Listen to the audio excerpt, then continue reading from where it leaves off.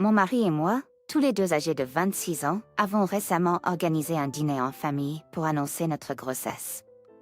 Il est important de préciser que mon mari n'a pas une relation proche avec son père, mais nous le gardons près de nous car il a encore 3 frères et sœurs mineurs que nous aimons et dont nous prenons soin. Bien que mon beau-père soit du genre à penser que les femmes doivent servir les hommes pendant les repas, comme s'il devait être servi en premier car il est le gagne-pain, et ainsi de suite. Habituellement, nous n'en avons rien à faire car nous les ignorons la plupart du temps.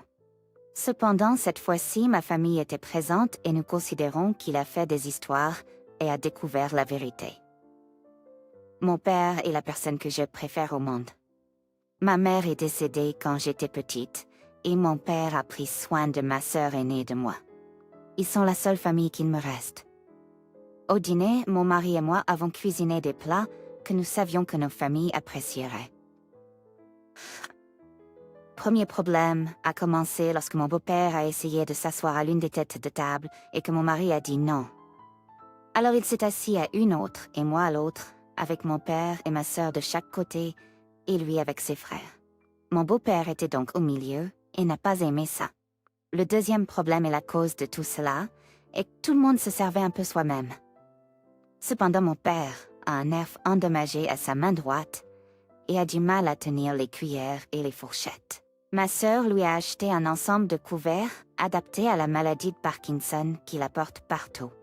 Mais une grande cuillère pour servir est encore difficile pour lui.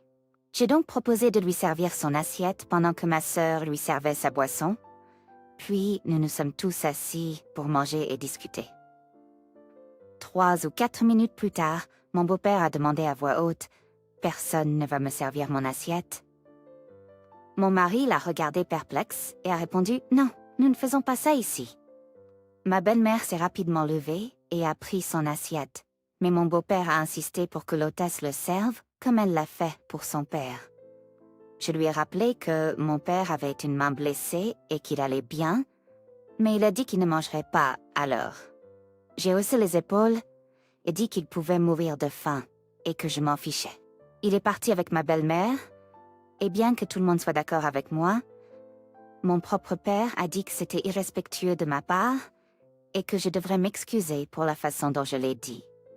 Alors suis-je l'idiot? Pas l'idiot. Votre beau-père doit comprendre que tout le monde ne partage pas ses opinions misogynes et dans la maison de quelqu'un d'autre, il n'a pas le droit de se comporter ainsi. Si sa propre femme veut être une servante, c'est son choix. Chez vous, c'est vous qui décidez et son attitude est déplacée. Donc, vous devez vous assurer qu'il ne vous traite pas de la même manière qu'il traite sa femme. En fait, j'aurais peut-être servi comme ça. Oh, est-ce que Popo veut un peu de dîner? Tiens, petite âme, maintenant mange tous tes légumes ou tu n'auras pas de dessert. Se comporte comme un enfant et traiter comme un enfant. J'aimerais bien voir ça. Les vraies valeurs traditionnelles signifient que l'on respecte l'hôte et l'hôtesse, ainsi que l'on offre de l'aide. De plus, OP vient d'annoncer qu'elle était enceinte. L'arrogance du beau-père de demander à une femme enceinte de l'aider. Qu'est-ce que c'est que ça? Ça ne se passerait jamais dans une vraie maison traditionnelle. Ce type est juste un imbécile égocentrique. Bravo à votre père d'avoir élevé quelqu'un avec une forte personnalité, qui suppose qu'il va s'asseoir à la tête de la table chez quelqu'un d'autre lors d'un rassemblement qu'il n'organise pas. Un idiot, je suppose? Waouh, ce ouvre d'égoïsme incroyable. Je n'ose même pas imaginer comment il se comportera si OP a une fille. En plus, il s'est levé et est parti avant l'annonce. Tellement exagéré. Est-ce que tu dois expliquer plus tard le but du dîner? Est-ce que ta belle-mère a manqué l'annonce aussi? Si c'est le cas, je me sens un peu mal pour elle d'être liée à ce spécimen. Ils ne vivent pas si loin de nous, donc c'est pas un gros problème. Oui, il l'a appris plus tard, mais ça ne l'a pas beaucoup dérangé car on l'a offensé. Mais le reste de la famille était tellement heureux et mon père pleurait. L'OL, c'était un bon moment. Ma belle-sœur veut déjà m'aider à préparer la chambre de bébé et m'a demandé si elle pouvait faire une sorte de fresque. Je suis un homme de 28 ans et ma petite amie Kelly a 26 ans. Elle a 3 frères et sœurs, tous avec des enfants, et elle est proche de tous. Elle a un grand amour pour ses neveux et nièces. J'admire ça chez elle, mais je ne suis pas un grand fan des enfants. Éventuellement, ça ne me dérangerait pas d'avoir des enfants, mais pour l'instant. Non, je ne veux pas qu'ils soient autour. J'ai acheté ma maison il y a 2 ans et Kelly a emménagé il y a environ 1 an. Voici comment fonctionne notre situation financière. Je paye l'hypothèque et l'assurance, tandis que Kelly contribue aux courses, au Wi-Fi et aux services publics et fait la plupart du ménage. Elle fait le ménage parce qu'elle est maniaque, pas parce que je lui demande. Elle aime ça. J'ai organisé les choses de cette façon parce que je veux être responsable de l'hypothèque et je ne veux pas qu'elle paye en cas de rupture. Donc ça ne me dérange pas de contribuer 3 fois plus qu'elle au foyer. Mon endroit est très à mon goût, avec beaucoup d'électronique et de souvenirs sportifs. J'ai un beau bar avec de l'alcool et du vin, ainsi que tous mes équipements de golf et de sport exposés. J'ai de beaux canapés et mon endroit a une ambiance moderne. C'est pas un environnement adapté aux enfants. Heureusement Kelly a amené ses neveux et nièces. J'ai un vrai problème avec ça. Les enfants vont des adolescents aux tout petits, et je ne veux pas qu'ils soient autour de mes affaires. Ils pourraient voler mon alcool, casser mes choses, et les enfants sont juste désordonnés. Ils sont aussi sales, et je ne veux tout simplement pas qu'ils soient dans mon espace. Donc je lui ai dit que c'était simple, passe autant de temps que tu veux avec tes neveux et nièces, mais pas chez moi. Garde-les chez tes frères et sœurs. Elle dit que c'est injuste, car parfois, sa sœur lui demande de garder les enfants quand elle a besoin de nettoyer leur maison ou a besoin qu'ils sortent de la maison. J'ai suggéré de les emmener au parc ou au centre commercial ou n'importe où ailleurs, sauf ici. Elle dit que c'est sa maison, mais je ne suis pas d'accord. Elle dit que c'est sa maison qu'elle peut faire ce qu'elle veut. Lunt, je lui ai dit que ce n'était pas sa maison, c'est la mienne. Si elle n'aime pas la règle, pas d'enfant, elle est libre de partir. Mais je ne risquerai pas mes affaires pour ses nièces et neveux. Je sais juste que si les enfants venaient à tout gâcher, elle ne me rembourserait pas. Alors elle peut chez sa famille pour les surveiller. On m'a traité d'idiot pour ça. Suis-je l'idiot? T'es l'idiot. Kelly vit avec toi depuis 1 an et tu continues à l'appeler ma maison. Et tu lui dis que ce n'est pas sa maison. Qu'est-ce qui ne va pas chez toi? Kelly est-elle juste une invitée dans ta maison maintenant? Que quand tu entres en relation avec quelqu'un, tu acceptes aussi sa famille. Surtout parce qu'elle semble être une personne de famille. Je me reconnais en Kelly et j'ai aussi un amour immense pour mes neveux et nièces et je veux les avoir tout le temps avec moi. Je t'aurais quitté sur le champ si j'étais Kelly. Elle n'est pas une invitée, c'est une femme de ménage qui vit avec toi et qui paie tout, sauf le coût de la maison. Peut-être qu'ils couchent ensemble de temps en temps, mais surtout c'est juste pour que OP n'ait pas à payer pour Netflix, la nourriture et le ménage. De plus, OP prétend que Kelly est maniaque du rangement et qu'elle aime juste le faire. Mais ensuite, OP prétend aussi qu'il ne veut pas que les enfants soient dans sa maison, parce qu'ils vont voler son alcool ou faire des dégâts. On dirait que OP est le maniaque du rangement. Bien sûr, tu paies l'hypothèque. Great. L'hypothèque est un investissement dans ta maison et elle ne devrait rien payer à moins qu'elle ne soit aussi propriétaire. Tu la traites comme un objet, un fantôme vivant dans ta maison, pas autorisé à divulguer la moindre preuve qu'elle y vit. Tu agis essentiellement comme si tu vivais toujours seule, juste avec un nouveau plan de maison. Reprends-toi ou j'espère qu'elle te quitte. D'accord. Romps juste avec elle déjà. Vous deux, vous n'êtes pas fait l'un pour l'autre. Elle est une tante très impliquée. Lui dire que les enfants ne sont pas autorisés dans la maison où elle vit maintenant est un comportement contrôlant et idiot. Tu savais à quel point elle était impliquée avant de déménager? Tu es nul en tant que partenaire. Moi, un homme de 28 ans, je suis avec ma femme, 29 ans, depuis 7 ans. Je l'aime de tout mon cœur, mais je suis en colère contre elle. Il y a un peu plus d'1 an, ma femme a annoncé qu'elle était enceinte. Je ne vais pas mentir, j'étais pas sautillant à l'idée de repère. Elle prenait la pilule et à ma connaissance, elle prenait parfaitement. Mais je suppose que nous sommes tombés dans ce 1% où la contraception est cool. J'ai suggéré une autre option, mais elle voulait. Alors nous avons poursuivi la grossesse. Mon point de vue a complètement changé maintenant que mon fils, un bébé pour l'instant, est là. Mes inquiétudes et mes appréhensions ont disparu dès la première fois que je l'ai tenu dans mes bras. Cependant, j'ai rapidement réalisé que ma femme ne faisait pas sa part de la garde d'enfants. Nous travaillons tous les deux à la maison, mais je suis le seul à me lever quand il pleure pour le nourrir, le changer et le calmer. Elle ne voulait pas allaiter, ce qui est bien, mais elle ne l'a fait que quelques fois au cours des 5 derniers mois. De plus, elle refuse de se lever la nuit, donc toute la garde de nuit est sur moi. Je peux compter sur une main le nombre de couches qu'elle a changées. Au début, j'étais indulgent car je comprends que la naissance est très éprouvante pour le corps et peut-être traumatisante, mais je n'ai vu aucune amélioration au cours des 5 derniers mois, malgré avoir parlé avec elle à plusieurs reprises et lui avoir dit que j'avais besoin d'aide. Je suis épuisée. Quand j'en parle, elle dit qu'elle va essayer de faire mieux, mais elle ne le fait jamais. La dépression postpartum et d'autres problèmes de santé mentale étaient une préoccupation immédiate, mais tous les médecins que nous avons consultés ont dit qu'elle ne répondait pas aux critères. Puff, elle aime notre fils, le câline et joue avec lui, mais ne fait pas le travail difficile comme le nourrir et changer les couches. J'ai atteint mon point de rupture aujourd'hui, quand mon fils ne cessait de pleurer.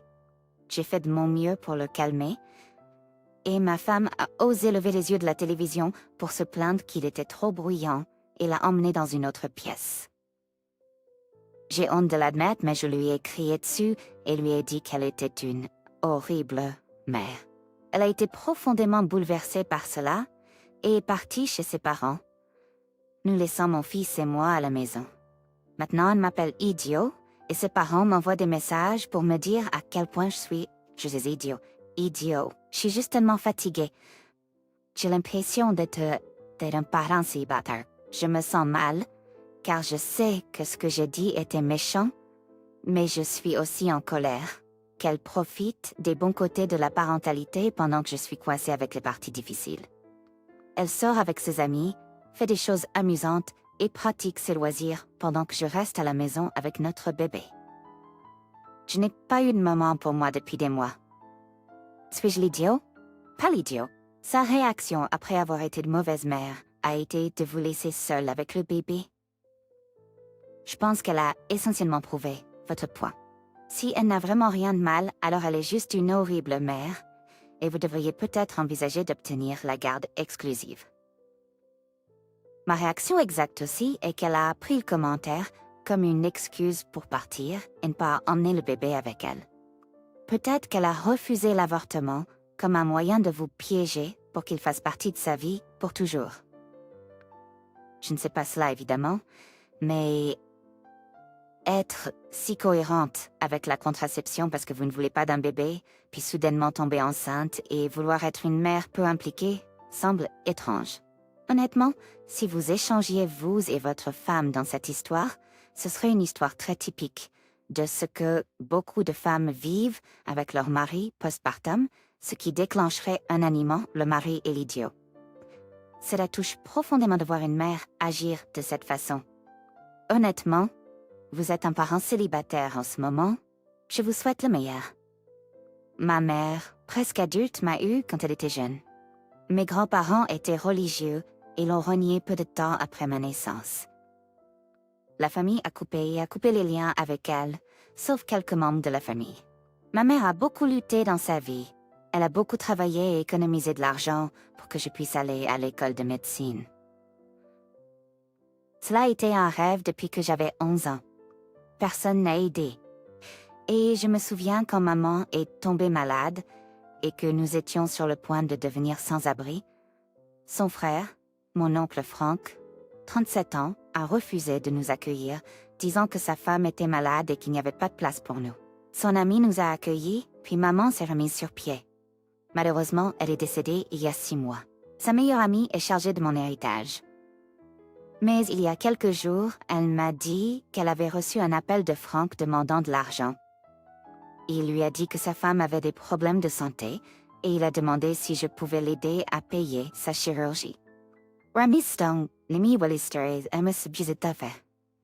Je lui ai dit que je ne me sentais pas à l'aise de prendre de l'argent de mon fonds pour mes études après que ma mère ait travaillé si dur pour que j'aie un avenir. Il s'est plaint de sa situation financière, m'a rappelé qu'il n'avait jamais approuvé ce que ses parents avaient fait à sa mère et a parlé de la proximité entre elle et lui. Je me suis excusée et j'ai poliment dit non.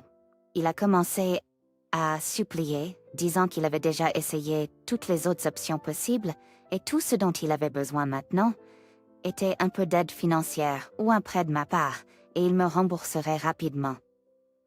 J'ai refusé à nouveau et il a commencé à avoir une crise, pleurant en disant qu'il voulait aider sa femme mais se sentait impuissant, puis m'a dit de réfléchir à ce que ma mère voudrait que je fasse. Honnêtement, cela a suffi pour que j'aille dans ma chambre à cause de l'inconfort qu'il m'a causé. Il est parti, mais a pris mon numéro auprès de mon ami à l'école et a commencé à m'appeler à propos de cette question et à me presser, disant que je pouvais aider ma tante, mais que je choisissais de ne pas le faire et de refuser d'aider. Il a même fait venir certains de mes parents pour en parler. Je ressens un mélange de culpabilité et de frustration en ce moment. Spip, c'est l'aminoma, pour que c'est le décider si je veux pas venir. Suis-je idiot de refuser de lui donner une partie de mon héritage? Pas l'idiot. Désolé pour la perte de ta mère, OP. Ta mère a été très claire que l'argent était pour toi. Ne dépense pas un centime pour ces gens. Elle savait qu'il viendrait après ton argent. C'est pourquoi elle ne lui a rien laissé au départ. Ton oncle peut prendre un prêt ou créer un plan de paiement avec l'hôpital. En tout cas, c'est pas ton problème. Oui, il est adulte, et quand tous ses membres de la famille harcèleront un enfant mineur pour de l'argent, demande-lui pourquoi il ne l'aide pas plus. Ils sont beaucoup plus âgés et ont probablement un revenu de quelque sorte de leur travail ou de leurs économies, ou peuvent obtenir des prêts pour les aider s'ils se soucient tant que ça. Ils te voient juste comme une cible facile, alors reste fort et bloque-les tous. Ne sacrifie pas ton avenir pour eux.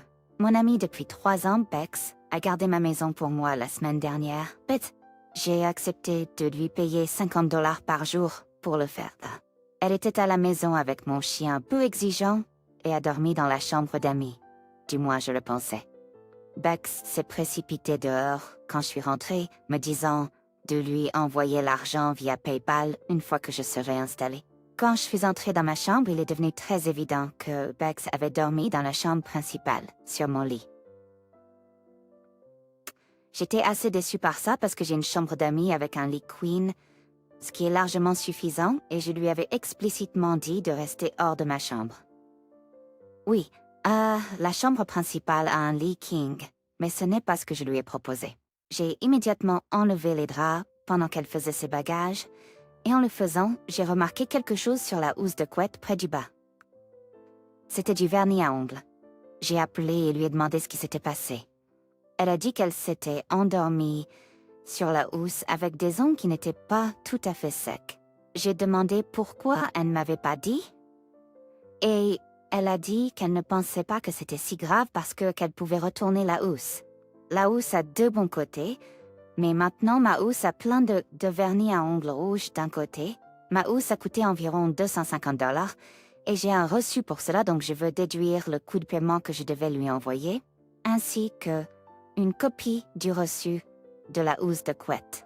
J'ai dit à Bex que je ne pensais pas que c'était juste que je paie le tarif complet de garde de maison de $350 quand elle avait ruiné quelque chose de cher à moi, d'une valeur de $250, dans une zone que j'avais explicitement définie comme hors limite, ma chambre. Elle a dit que c'était un risque que j'ai pris en ayant quelqu'un séjourner chez moi, et elle ne peut vraiment pas se permettre d'être sous-payée.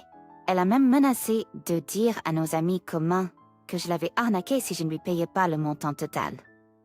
Je lui ai dit que je me sentais seulement obligée de lui payer $100, ce qui est $350, moins $250, pour la housse de couette. Elle m'a dit de me faire foutre et de réfléchir attentivement à mes choix avant de raccrocher. Si elle avait ruiné la housse de couette dans la chambre d'amis, j'aurais couvert le coût, qui était de $75. Mais elle a ignoré mes instructions, a dormi dans mon lit et a ruiné mes affaires sans ma permission. Elle a détruit ma housse de couette, qu'elle n'aurait jamais dû approcher. Je ne demanderai plus jamais à Bex de garder ma maison.